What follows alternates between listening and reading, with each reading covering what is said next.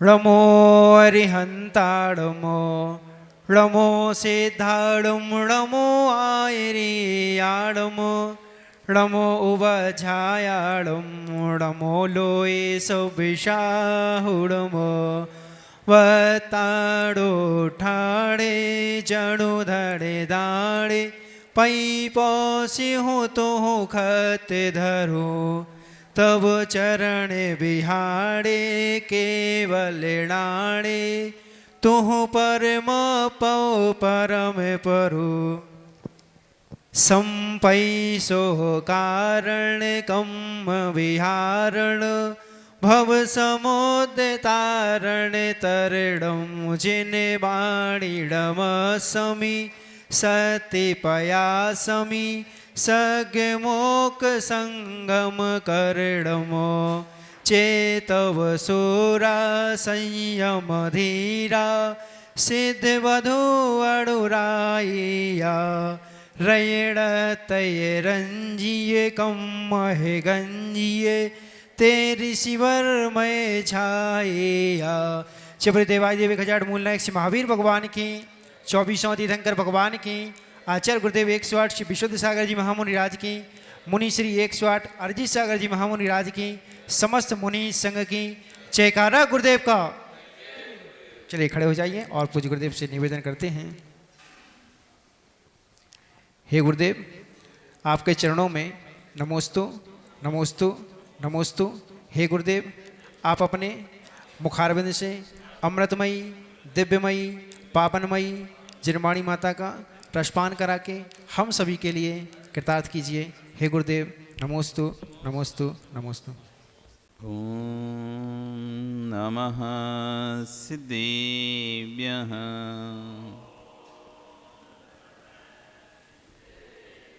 ओम नमः सिद्धेभ्यः। ओम नमः सिद्धेभ्यः।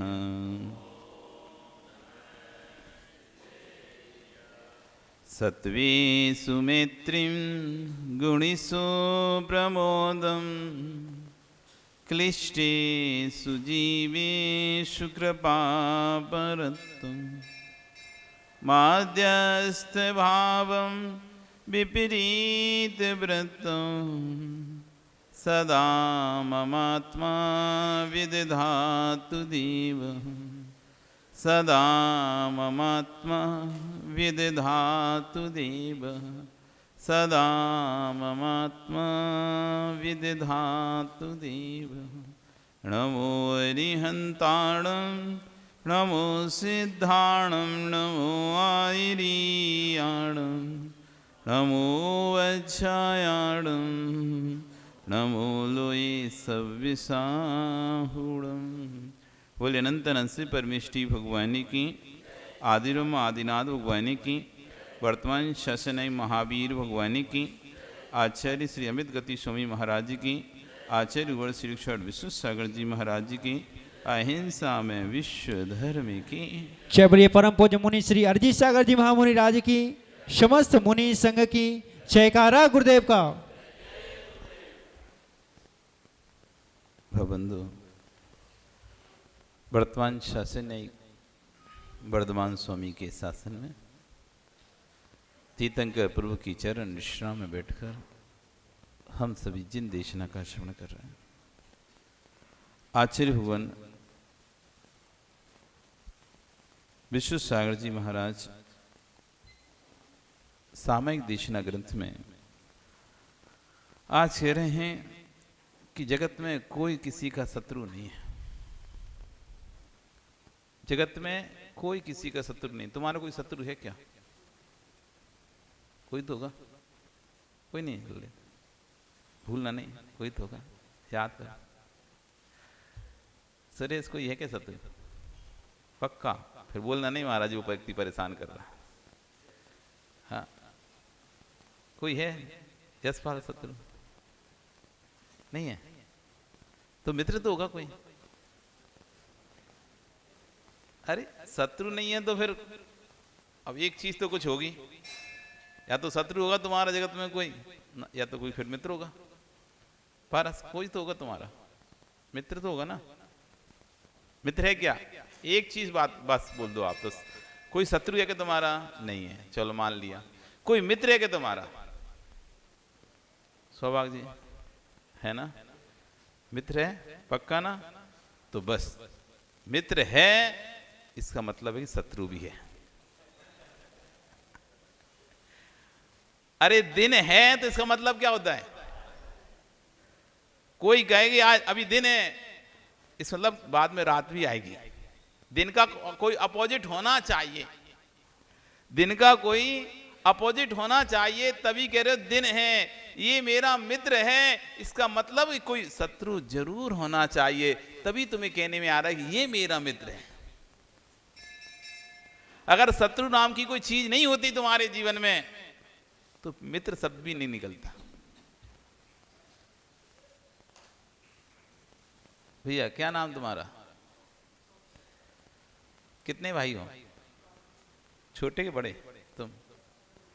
तुम छोटे हो बड़े इतना पूछ रहे हैं? ये भैया छोटा है, इसका मतलब क्या है? ये कह रहा है मैं छोटा हूं, हमें तुम्हारे नंबर से मतलब नहीं है। हनुमान जी निर्णय करो आप। ये कह रहा है मैं छोटा हूं, इसका मतलब क्या है? कि बड़ा भी कोई है। तुम छोटे हो मतलब कोई बड़ा है। यदि तुम अकेले होते ना तो तुम कह ही नहीं सकते थे मैं छोटा हूं। कह सकते थे क्या? तुम अकेले होते, कितने भाई हो? सौभाग्य जी 3 और पारस तुम अकेला कोई नहीं है क्या? यहाँ पे कोई अकेला वाला नहीं है सब तुम बैठे ना? हाँ चलो संजय तो बैठा है। संजय बताओ तुम छोटे हो कि बड़े हो? अरे वो छोटा है वो बड़ा है, तुम तो कुछ हो गए ना।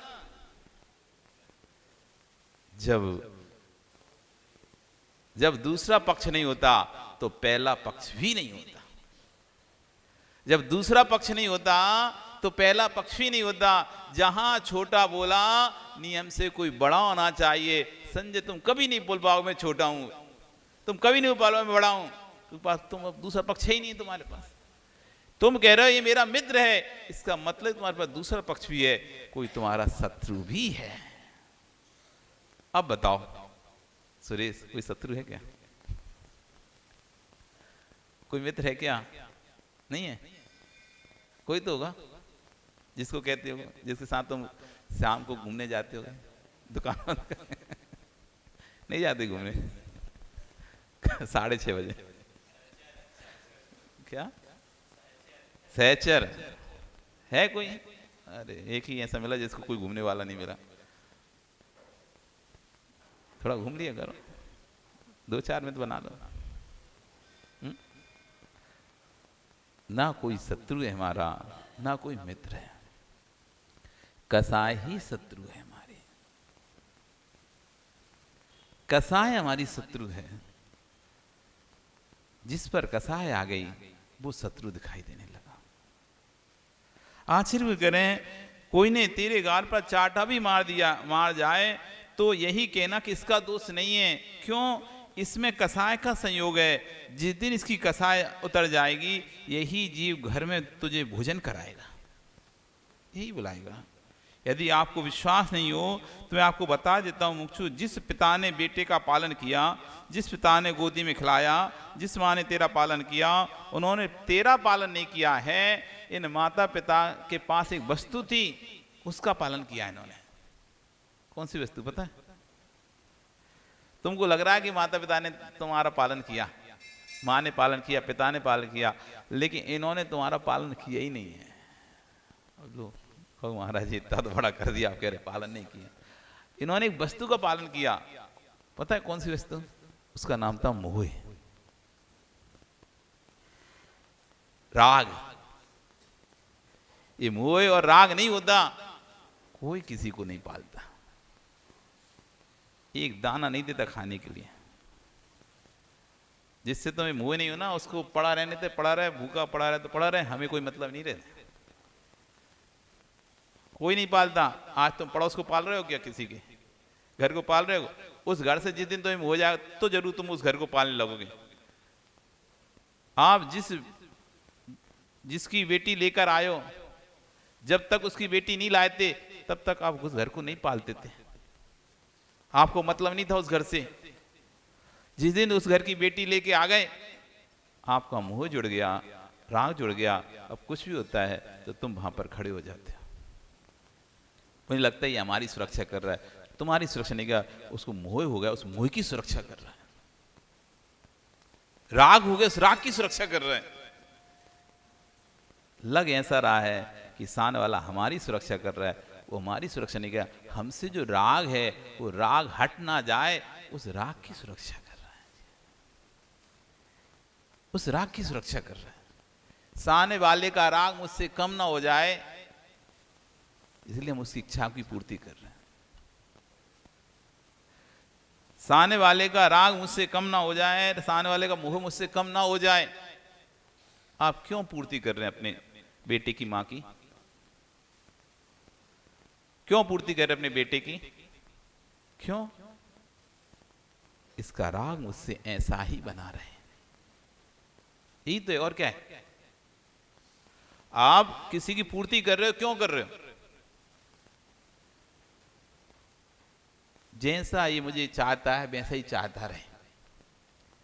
जैसा इसका राग मुझसे जुड़ा हुआ है वैसा राग जुड़ा रहे। उस राग की सुरक्षा करने के लिए तुम पैसा खर्चा कर रहे हो, उस राग की सुरक्षा करने के लिए समय खर्चा कर रहे हो। व्यक्ति से मतलब नहीं है किसी को, किसी से। हर व्यक्ति को अपने राग से मतलब है। उसकी राग की पूर्ति के लिए कुछ भी करने तैयार हो जाता है। अपनी राग की पूर्ति करने के लिए कुछ भी करने तैयार हो जाता है, बस मेरी इच्छा की पूर्ति होना चाहिए। वास्तविकता यही है, हकीकत यही है। कोई को किसी से मतलब नहीं है, जगत में कोई को भी किसी से मतलब नहीं है। सब अपने अपने राग की रक्षा करने में लगे हैं। हनुमान जी गलत तो नहीं बोल रहे हैं? इस शरीर से राग तुम्हारा तभी तक है, तुम्हारे चाहे बेटी का हो, चाहे बेटे का हो, चाहे समाज का हो, जब तक तुम्हारे शरीर में जीव है।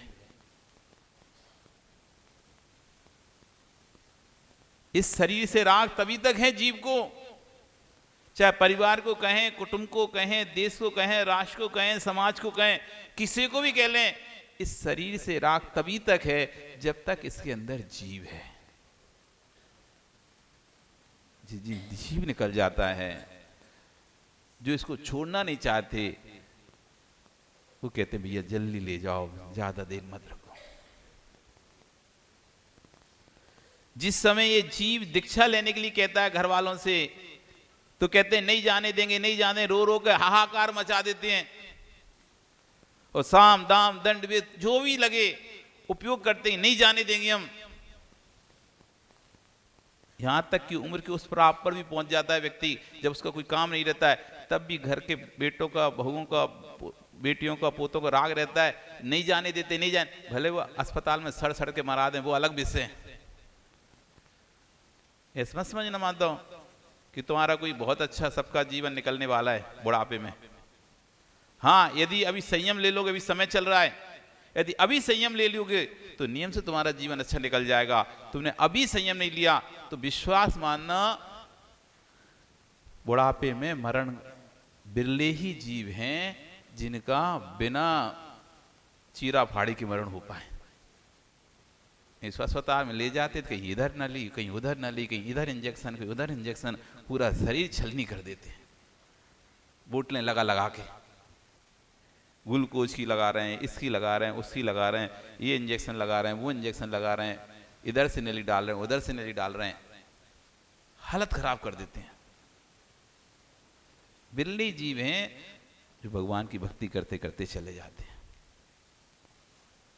इसलिए अभी मौका है, मौका है, मत रहो घर के राग में, मत फंसो घर के राग में। कोई नहीं रखने वाला तुम्हें,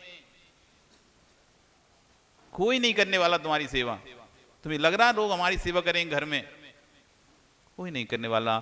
जिस दिन उनका राग छूट जाएगा तुमको छोड़ देंगे, छोड़ देंगे। सबको अपने प्राण प्यारे हैं भैया,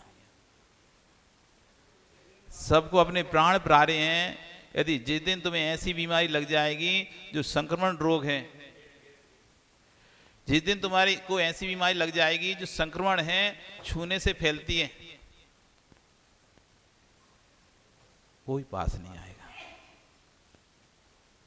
अभी कोरोना में क्या हुआ था? संक्रमण रोग था, पास में आने से दूसरे को फैल सकता था, नहीं आ रहा पास में। वही माँ थी, वही पिता था, वही भाई था, वही बहन थी, वही पत्नी थी, वही पति था, लेकिन जिसको हो जाता था, देख रहे हैं हो रहा है। कितना भी रागी हो, जैसे उसको स्वयं की जान पर आती है, कितना भी रागी हो, जब उसकी स्वयं की जान पर आती है छोड़ देता है। दो में से कोई एक ही बचेगा, दो में से कोई एक बचेगा, या तो उसको बचा लो या तुम बच जाओ। तो व्यक्ति सबसे पहले कहता है ये मैं ही बच जाता हूं, उसका तो हो गया समय जाने का, उसके लिए मैं अपने प्राण नहीं दे सकता।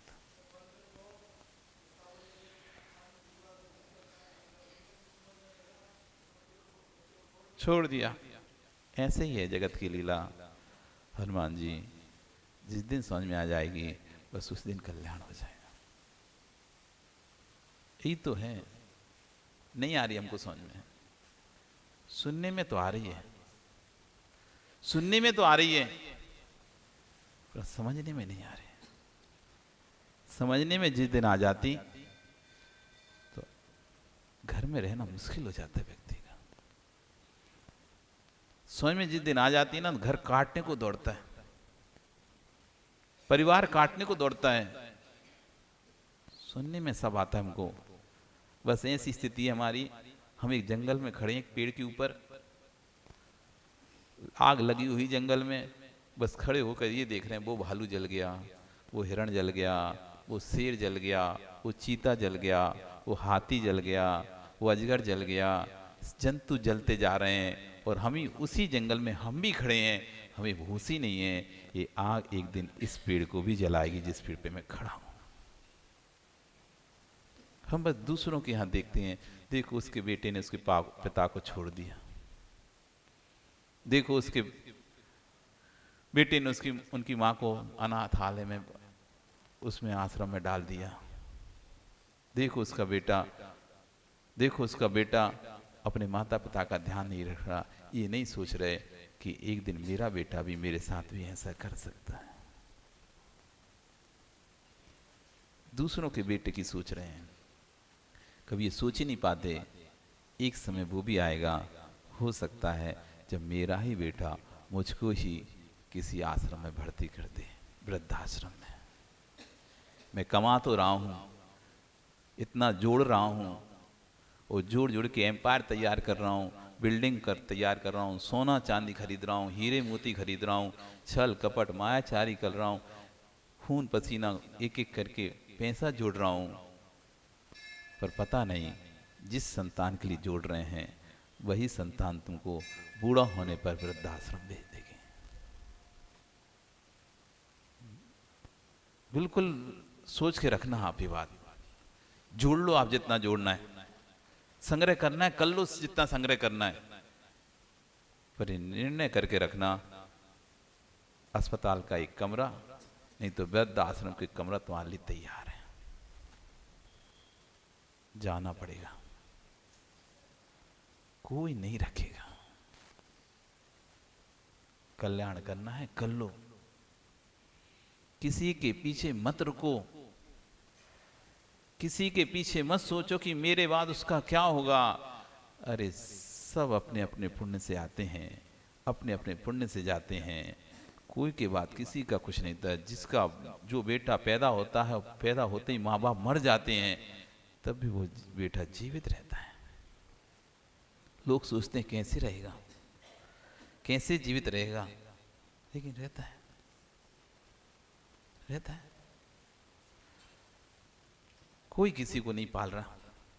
लगता है कि हम पाल रहे हैं, आचार्य कहते हैं सब अपने मोह को पाल रहे हैं, अपने स्वार्थ को पाल रहे हैं। उसने तेरा पालन किया है। दूसरे के बच्चे यदि रोने लग जाए तो भाल ले जाओ, कान फूट रहा है, और स्वयं का बेटा कान क्या पीठ भी तोड़ दे रहा है तब भी कुछ नहीं कह रहा। माताओं, 9 मल द्वार हैं। कितने मल द्वार हैं? 9 मल द्वार हैं। लघु संका, दीर्घ संका, मुख की कफ, नाक की श्लेष्मा, आंख, कान, शरीर के रोम, सबसे मल निकल रहा है ना। तो तुम्हारे बेटे के तो जब तुम्हारा बेटा था छोटा तो अमृत निकलता होगा उसमें से, तो कि मल निकलता था? जब तुम्हारा बेटा छोटा था, बच्चा था, जिसको आप गोदी ले घूमते रहते थे, तो उस समय तो इन 9 मलदारों से अमृत निकलता होगा कि मल ही निकलता था? क्या निकलता था? अमृत निकलता था क्या? नहीं, मल निकलता था ना। पर एक भी बार तुमको घिन नहीं आई उससे? एक भी बार घिन नहीं आई तुमको? तुम्हारे कपड़े पे भी लोग बाथरूम कर देते था तब भी तुम्हें घिन नहीं आती थी। तुम्हारे बिस्तर पर भी बाथरूम कर देता था तब भी तुमको घिन नहीं आती थी। तुम्हारे ऊपर ही 2 नंबर जंगल कर देता था तब भी तुमको घिन नहीं आती थी क्या? नहीं आती थी ना। नाक बहती थी, अपना पल्लू से कितनी भी महंगी साड़ी पहनी हो लेकिन अपने पल्लू से उसकी नाक पोंछ लेते थे। तब तो अमृत निकलता था ना। क्या था? मल था। और दूसरे का बच्चे की यदि कोई और दूसरा आपकी साड़ी पर लघु संक कर दे तो गाल में चाटा मार दिया, मेरी साड़ी बिगाड़ दी, मेरी साड़ी बिगाड़ दी। जिससे राग था उसने लघु शंका की, कोई बात नहीं। और जिससे राग नहीं था उसने लंका शंका कर दी, मेरी साड़ी खराब हो गई। तुमने किसको पाला था? तुम राग को पाल रहे थे। राग था तो वस्तु खराब भी थी तब भी अच्छी लग रही थी, वो मल भी तुमको अमृत लग रहा था, तभी तो तुम पहुंच कर अपने क्यों भाई पोता है कि नहीं है पारस? नाक निकलती तो हरी सिरप से नोबाल निकालता, पहुंच के अपनी जेब में रख लेता। क्यों सौभाग्य जी पहुंची नहीं पोते की नाक? खिला खिला ले जाते। नाक निकल रही तो जल्दी से अपनी जेब से रुमाल निकाला, पहुंचा, उसकी नाक को अपनी जेब में रख ली जैसे अमृत निकलाओ, सुरक्षित कर लो। वो दूसरे का हो, कैसा देख घनट्टा, नाक बह रही, ले जाओ इसे। क्या कह रहे हैं? धन्यवाद, राग की महिमा तो देखो, मल भी अमृत लगता है। राग की महिमा तो देखो, जो मल है वो भी अमृत जैसा लगता है। धन्यवाद दो इस राग को।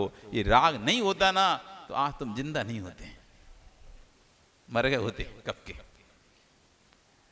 राग नहीं होता ना तो आज कोई भी जिंदा नहीं होता। पालता ही नहीं कोई किसी को। जब कोई किसी को पालता ही नहीं महेंद्र जी तो क्या होता? मर जाते सब। ये राग की महिमा है जो आज आप जिंदा बैठे हो, जीवित हो। बड़ी महिमा है।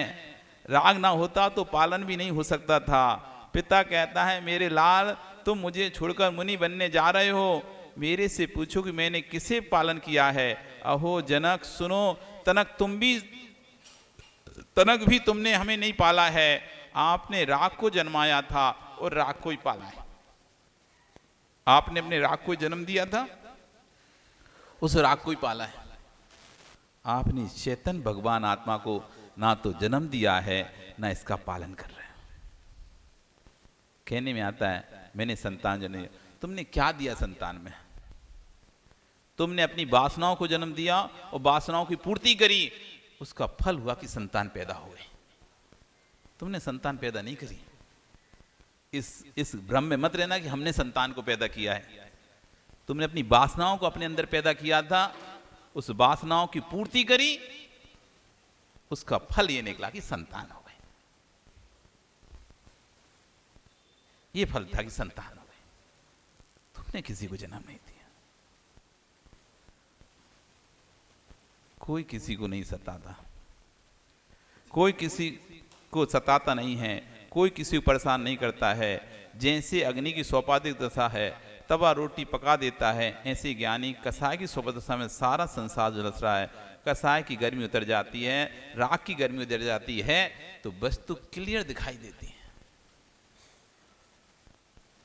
चाहे राख की गर्मी हो चाहे कसाय की गर्मी हो, ये दोनों जब तक लगी रहती हैं तब तक वस्तु साफ नहीं दिखाई देती।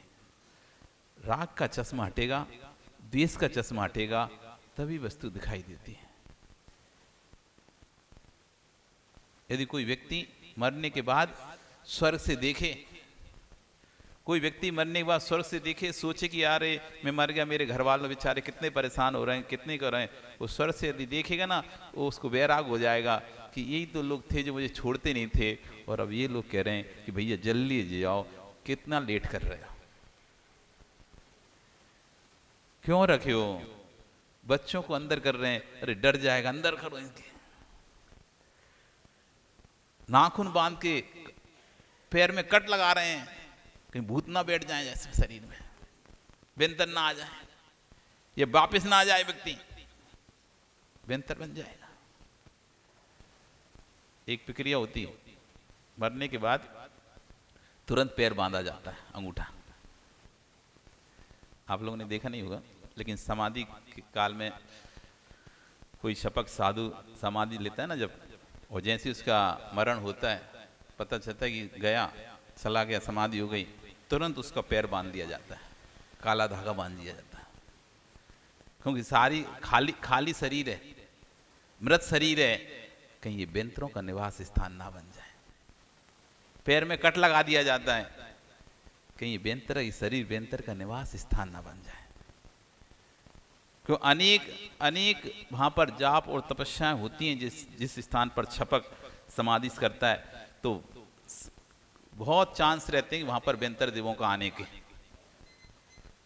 क्योंकि बहुत आराधना, चारों तरफ से कलश रख के आराधना की जाती हैं, तो बहुत अधिक चांस रहते हैं कि आसपास बेंतर देवों, क्योंकि एक तो धर्म स्थान होता है, तीर्थ स्थान या क्षेत्र होता है, मंदिर होता है, कोई ऐसा स्थान रहता है, तो बेंतर देवों को विचरण बहुत उस जगह रहता है, तो बहुत चांस रहते हैं कि शरीर में बेंतरों का निवास ना हो जाए, तुरंत उसको बांधा जाता है, काला धागा मरते से तुरंत कट लगाया जाता है, जैसे कोई बेंतर अपना घर ना बना ले। यदि वही व्यक्ति ऊपर से जब देखता होगा, देखो तो जिसको कितना राग करते थे इस शरीर पर, आज देखो उसको किस तरह से ले जाओ, जल्दी यहाँ पर मत रखो, नहीं है कोई नहीं, फिर भी रहना है, रहो सबके साथ, पर विश्वास रखो कोई नहीं है, रहना है रह लो योगेश, रहना है रहो सबके साथ, पर विश्वास रखना कोई भी अपना नहीं है, अपना कोई भी नहीं है। कसाय के अंश हटते ही हर जीव के अंदर एक शब्द गूंजता है, संपूज का नाम, प्रतिपाल का नाम, यतीन सामान तपोधना नाम, देशस्य राष्ट्र पुरस्य राज्ञा करो तो शांति भगवान जी। सारे विश्व में शांति हो जाए, सारे राष्ट्र में शांति हो जाए, इसी का नाम जिन शासन है। हमारा शासन ये चाहता ही नहीं है कि कोई दुखी हो जाए, सारा विश्व सुखमय हो जाए, यही जिन शासन का सूत्र है, यही तो जैन धर्म है। सारे विश्व के लोग कसाय के दम पर पंथों को चलाते हैं, पर जिन शासन कहता है कि ज्ञानी सब शांत हो जाओ, यही धर्म का प्रचार है, यही धर्म है। समय हो गया, कल फिर आओगे, आ जाओ, जितने दिन है उतने दिन आ जाओ, फिर तो जाना ही है, तुमको भी और हमको भी। सुना राजेश, जाना ही है, कितना रहोगे, जाना ही पड़ेगा, जाना ही पड़ेगा हनुमान जी, जाना ही पड़ेगा। इसलिए मुहूर्त मत देखो, निकल जाओ। जब जाना ही पड़ेगा, जब जाना ही पड़ेगा तो मौसम मत देखो, जब जाना ही पड़ेगा माता, जाना पड़ेगा नहीं जाना पड़ेगा, अच्छा बताओ, नहीं जाना पड़ेगा, परमानेंट रहोगे, स्थायी। जाना तो पड़ेगा ना। जब जाना ही पड़ेगा तो क्या मुहूर्त, क्या मौसम, निकल जाओ, जाना ही पड़ेगा। बोली भगवान महावीर।